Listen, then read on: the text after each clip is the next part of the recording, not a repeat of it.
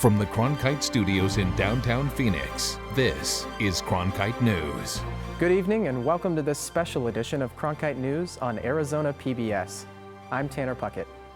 Tonight, we take a look back at our top borderlands stories, including the opening of a temporary shelter in Yuma and new research showing a change in where migrants at the border are coming from.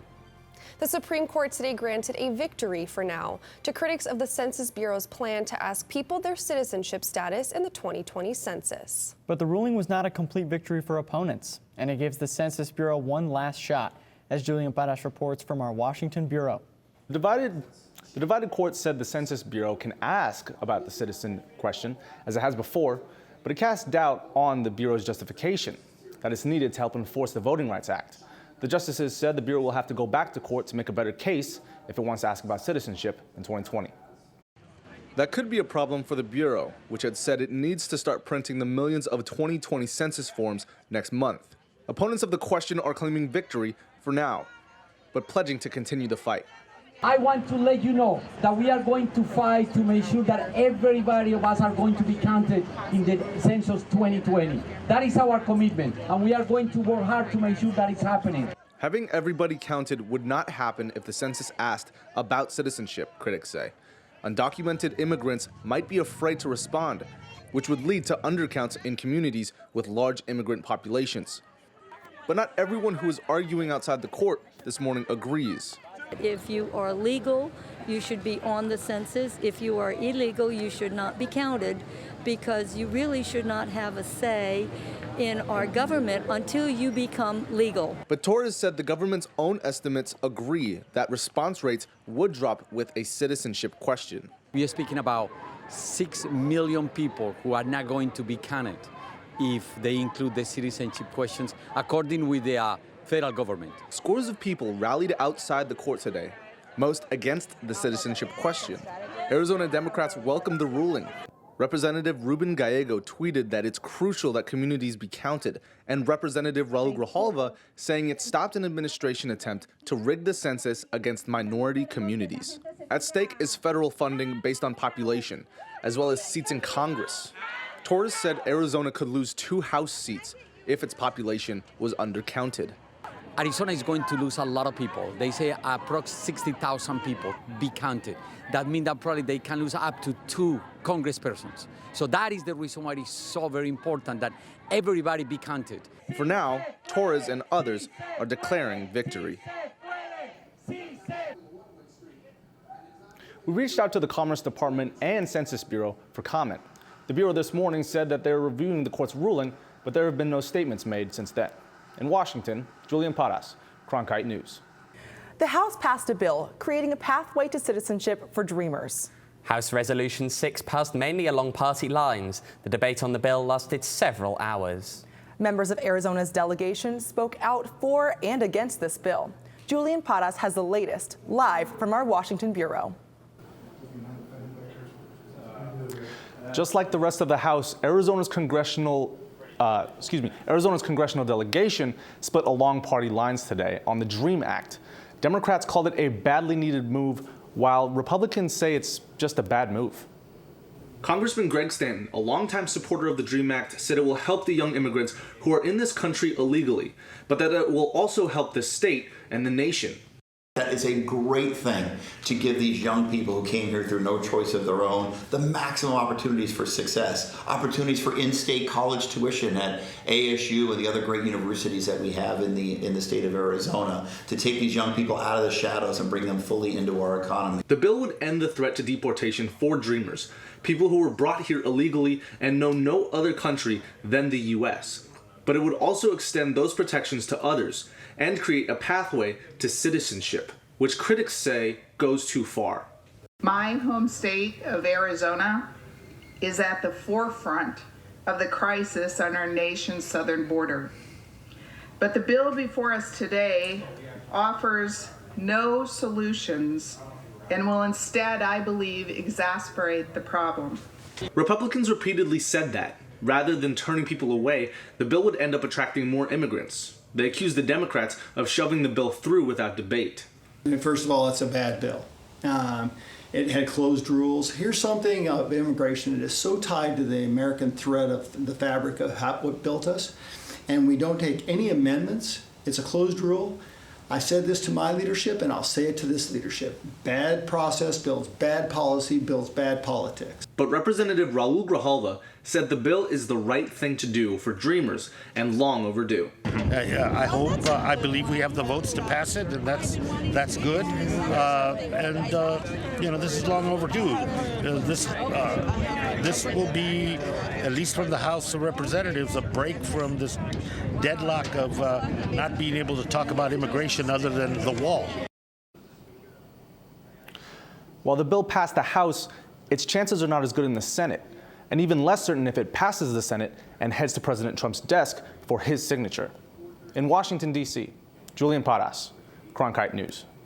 At the center of the larger tensions between the U.S. and Mexico, immigration policy. Despite the challenging road many have acquiring visas to the United States, a Phoenix-based organization has found a way to reunite families who have not seen each other in many years. Cronkite News reporter Gabriela Collage was there for the emotional moment. Gabriela?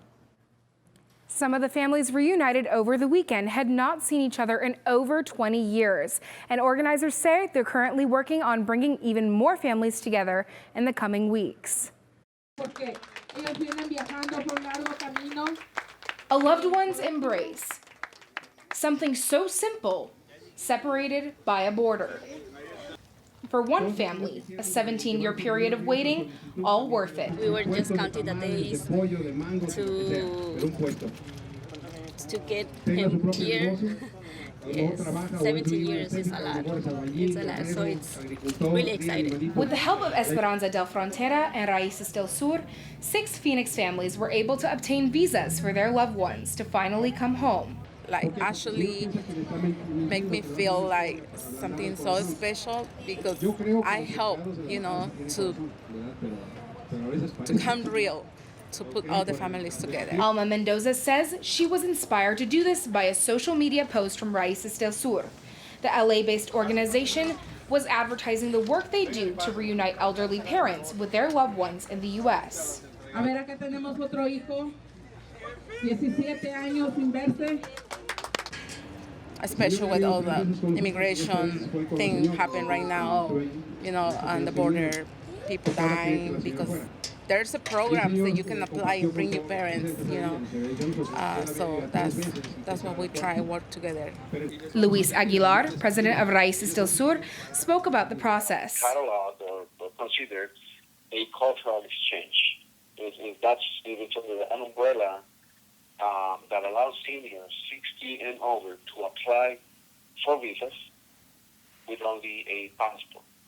Aguilar says it can take between 4 to 6 months. Applicants pay a $500 fee that allows the organizations to process the paperwork, but not everyone who applies gets a visa. Visiting families usually stay in the U.S. for a period of about 3 weeks before heading back to Mexico. In the studio, Gabriela Collage, Cronkite News. President Trump wants Mexico to do more to stem the tide of migrants coming from Central America to the United States. Record numbers of migrants have been making their way to the border, and as the weather heats up, crossing from Mexico into Arizona becomes more dangerous, even deadly. Cronkite News reporter Marcela Bayeto went to Tucson to learn about how medical examiners identify human remains found in the desert in hopes of providing closure for families. Fingerprints, DNA, and personal belongings. All of them clues the Pima County Medical Examiner's Office uses when trying to identify migrant bodies and remains found in the Arizona desert. We average about 150 deaths or these remains that we find in a given year. And we're the medical examiner for Pima County, Santa Cruz County, and Cochise County. So basically that is the border of the Tucson sector. With hundreds of people dying each year trying to cross, humanitarian aid groups like No More Death says they're focused on saving lives. The #1 cause of death in the desert is exposure. Water is the response to exposure. The point of a water drop is to alleviate some of the death and suffering that happens in the desert. But when that death does happen, that's when the medical examiner steps in. Its goal is to identify skeletal remains like these from one border crosser who didn't make it. Any items found on the bodies like IDs, wallets, and pictures can help examiners piece together who this person was. These lockers here at the medical examiner's office are holding many belongings from unidentified migrants whose bodies were found in the desert. According to the Pima County Medical Examiner's Office, the remains of 127 migrants were found in 2018. That's a difference of 95 bodies when compared to the all-time high number of bodies recovered back in 2010. That year alone, 222 were found. Back at the lab, fingerprints are another important tool the ME uses to try and identify an unnamed migrant. If they have tissue that's available, we'll disarticulate the hand at the wrist and rehydrate it in a solution of sodium hydroxide. With immigrants attempting to cross the rugged desert, examiners like Lindsay know their work is invaluable. It's the kind of work that can help bring closure to a migrant's family once the remains have been identified. Somebody's out there looking for this person, and for us to be at least able to tell them that, what's happened to them, I think is a good thing. Either way, it doesn't matter who you are. If you come into this office and you're unidentified, we want to treat everyone the same. In Tucson, Marcela Baedo, Cronkite News. The latest numbers on unidentified border crossers for 2018 isn't out yet, but the chief medical examiner says he's hoping to publish the report in just a few months. A Pew Research study has found that the number of unauthorized Mexican immigrants in the country has decreased. Cronkite News reporter Bane Froney tells us why. The unauthorized immigrant population has changed in 17 states in the U.S. over a decade. In Arizona, that population decreased by 220,000. The number of unauthorized immigrants from Mexico dropped significantly, according to the Pew Research Center. One reason? More immigrants have left the United States than have arrived. Tomas Robles, co-executive director of Living United for Change in Arizona, says the economy is one cause. As we see these shifts in population in terms of undocumented immigrants and folks coming over, it's more related to the economic stability in their own countries. Pew says that Mexicans accounted for 47% share of unauthorized immigrants, less than the majority for the first time in half a century. For this activist, this research contradicts the U.S. administration's stance that the U.S. is overrun by illegal immigration. I think where we get into danger is when we allow an administration or somebody in power to make people believe that it is a crisis when in fact it is not. The report says that unauthorized immigrants from Central America and Asia have increased over the same decade. In the newsroom, Bane Froney, Cronkite News. With wildfires, a scarcity of water, and other environmental issues facing the Earth today, it's critical to stay up to date with local impacts of a changing climate. That's why we created Elemental, Covering Sustainability, a multimedia collaboration between public television and radio stations. From climate change to water conservation to renewable energy and much more, Elemental covers the latest in sustainability news. Find our stories on our website, elementalreports.com. I'm Matt Berry, ESPN Sports Center anchor and graduate of ASU's Walter Cronkite School of Journalism and Mass Communication. With its bachelor's and master's degrees in sports journalism, the Cronkite School is preparing the next generation of sports journalists to tell stories that matter, stories that excite, inspire, and inform. Cronkite immerses students in covering sports at all levels in one of the country's top sports markets. It's this hands-on experience under the guidance of award-winning sports media veterans that shape the top journalists of tomorrow. Stay in the know on the go. At Cronkite News, we work hard to report the facts and keep you updated, whether we're on set or on the scene. Taking it from the studio to the field. So I'm here in South Phoenix. In Phoenix, we're just a click away. Follow us on Facebook and Twitter, or find us online at cronkitenews.azpbs.org. Spaces that some would consider unconventional are being used more and more to host migrants seeking asylum. Just this week, a nonprofit in Tucson received the green light to move operations from a church to a juvenile detention center. And today we got a tour of what was once a school but will now be used for transitioning migrants. Reporter Tanaya Williamson joins us at the digital desk with more. Tanaya? The Anna Elementary School has been closed since 2007, but its hallways will soon fill up again. And it won't be by students this time. Instead, migrant families will be the ones who are occupying the space. Workers and volunteers with the International Rescue Committee are preparing to receive migrant families in what was the Anna Ott Elementary School, but will now be known as the Phoenix Welcome Center. There's always been a discussion around how could we do better if we had a space that was really customized to the needs of these families. And so our relationship and agreement with the school district really allows us to customize this space to fit the needs of the families, and we're very excited to move forward with that. For example, this former classroom will now instead be able to house up to 10 people at a time. The IRC had been working out of a day center before being approved for this new space. But one of the limitations of that facility was that it did not have overnight access, or it was not intended to, and so we were looking for a more permanent facility that would have that overnight access as part of the design, and so we found this facility as an opportunity to go ahead and build into it. As the committee awaits approval for further construction, IRC representatives say they hope this new facility will help in easing some of the weight that's been carried by other local organizations that have also helped migrant families transition after they seek asylum. There are so many aspects of this that seemed really perfect for what we're looking to do, and and the school district really wasn't sure what to do with this building moving forward other than storage, so this has just been perfect time, perfect place. Before it was approved, there was pushback from a neighborhood association to not allow the school to be transformed into a migrant shelter. There is an inspection tomorrow, and if passed, the center could start hosting migrant families as early as next week. Live at the digital desk, Tanai Williamson, Cronkite News. One Tucson organization has just a few weeks to find a new place to shelter migrants who are seeking asylum. One place that's been proposed is a juvenile detention center. We headed down to Tucson to find out what the next steps are and where the organization could end up. We're on borrowed time, but we've built a spirit and a community and an organization, a program that is a light, I think, for the community and I think the country, really. That program is Casalitas, which has been operating for about 6 months now inside of Tucson's historic Benedictine monastery. It's been on loan from a private developer who allowed Catholic Community Services to use the property to host transitioning migrants after seeking asylum. But the time to look for a new location has come.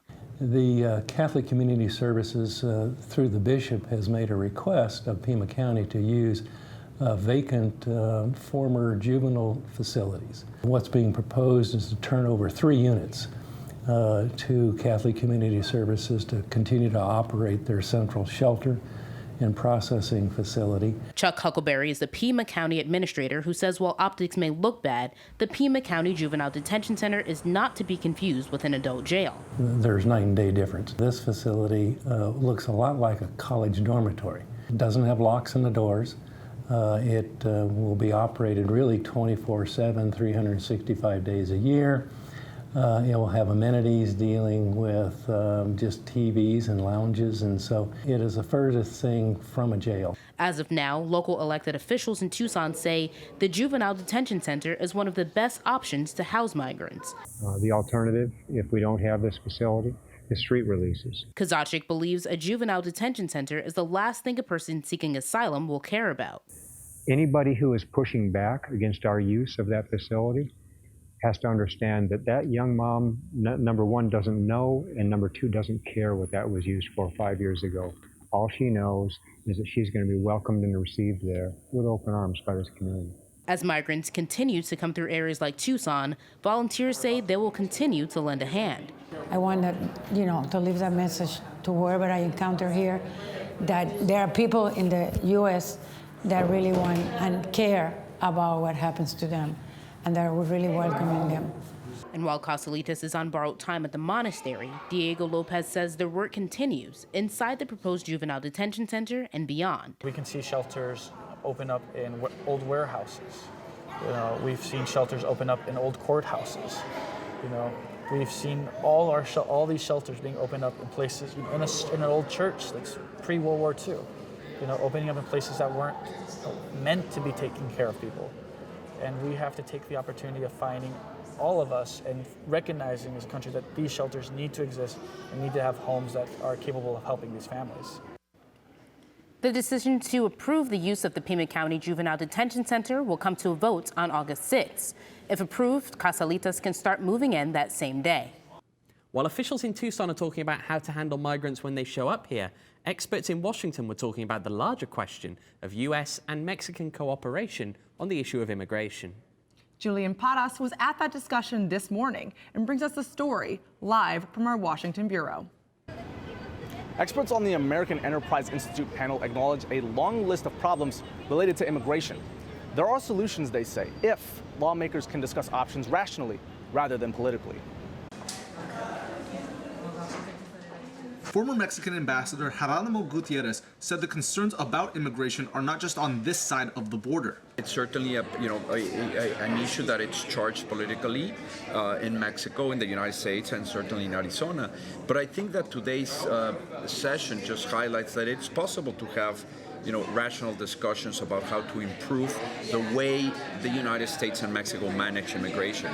But that it takes dialogue, not just between the countries, but between lawmakers in Washington, says Mark Thiessen, a former speechwriter for President George W. Bush. What I would tell the ambassador is if you want to turn off the magnet over here, you need to talk to Nancy Pelosi, not Chuck Schumer, because that's where the holdup is. And Thiessen says the Democratic leaders aren't the only ones who need to bend. If you listen to some of these folks on the far right of the immigration issue, they're really worried that Donald Trump would cut a deal with Nancy Pelosi for a wall in exchange for that kind of legalization. While there's much the two countries could do, Migration Policy Institute President Andrew Selly says there are some things the U.S. needs to fix on its own. I think the biggest question is how do we fix our asylum system? Right now we have an asylum system that neither gives protection to people who are fleeing for their lives, nor does it return people to their home countries who don't have a strong asylum claim. Until that is fixed, it will continue to be an issue in border communities, he said, highlighting Yuma. Arizona has been a major place for migration from Central America. We've seen huge surge in Yuma, for example, and it has become one of the destinations along with the Rio Grande Valley and the El Paso, Ciudad Juarez area. Gutierrez said Mexico has been enforcing its own migration laws to reduce migration from Central America. But that's just one part of the solution that will take collaboration from both the U.S. and Mexico. We need more and better avenues for legal migration to take place. We certainly need to address the fact that there's a lot of people that are, fleeing their countries for valid reasons, request asylum. And I think that it's possible for Mexico and the U.S. to work together on this. President Donald Trump credited Mexico over the weekend for a drop in the number of migrants reaching the U.S. border. But he also warned that immigration and customs enforcement sweeps of immigrants here illegally will start fairly soon. In Washington, Julian Paras, Cronkite News.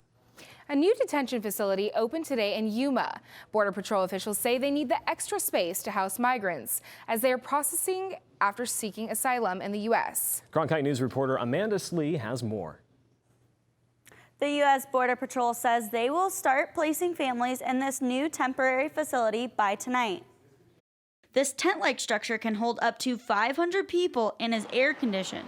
But a managing attorney at SEMA Law Group in Phoenix says a solution like this costs more money than other alternatives. You can place an ankle monitor on the adult, on the mom or the father, and you can track them at all times, and the cost would only be a fraction than keeping them in a shelter. For the last 2 years, the number of people coming from Central America has continued to increase. Border Patrol's 400-person capacity building in Yuma is often overcrowded. Even before this detention spike took place, if you will, we did see that the majority of the people that would come in and seek asylum would show up to their court hearings. The facility is equipped with TVs, washrooms, laundry machines, and some basic bathroom supplies. Although this is a temporary detention center, there is no confirmed closure date. In the newsroom, Amanda Slee, Cronkite News. Today marks World Refugee Day, dedicated to raising awareness on the realities refugees experience. Some organizations are committed to helping refugees in need. Valencia Newcomer School opened in 2018 for mostly refugee and immigrant children who are learning English. Imani Stevens visited the school and talked to a diverse group of students. I'm from Afghanistan. Congo, Mexico, Congo. Mexico. This group of students are from places all over the world. But one thing they have in common is that they all attend Valencia Newcomer School in Phoenix. The school opened in the fall of 2018 to help refugee or immigrant status students with the transition, because the move to the United States wasn't always smooth. We just found that the students were struggling because there wasn't a set model. The teachers were still teaching at the middle of the road. And at this school, teachers are able to meet the students at their learning levels.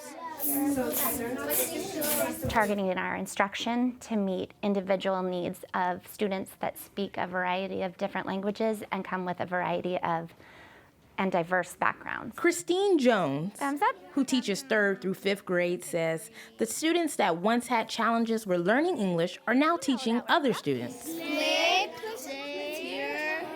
There. To learn, there's like little sponges, they're ready to learn. I learn new words, writing in English, reading in English. And those skills are what Angelique's father, who fled Congo due to war, is most proud about when he spoke to us through a translator. I was not even able to read anything, but since we come here, we have been admitted with Alhambra School District, and my kids right now, they are doing an amazing job. When they send me the letter in my mailbox, my kid reads. When I'm going to appointment, my kid we don't need any translator right now. My kids are helping me. That help also reaches at home, where the school staff does home visits to help with the transition. It affects the children, and it affects their learning when they're worried about what's going on at home, or if mom's going to be able to come home that day, or if they're going to have food at their home. That's a big worry of from our children, and that hurts our heart. Valencia Newcomer School assists immigrants who speak 18 different languages from 30 different countries. 7 times 7, 49. In Phoenix, Imani Stevens, Cronkite News. While the school is small, its ambitions for the students are great. This program helps them reach English proficiency so they can transition to neighborhood schools within a year. That's it for this special edition of Cronkite News Tonight. Thanks for joining us. For top Arizona stories anytime, go to cronkitenews.azpbs.org.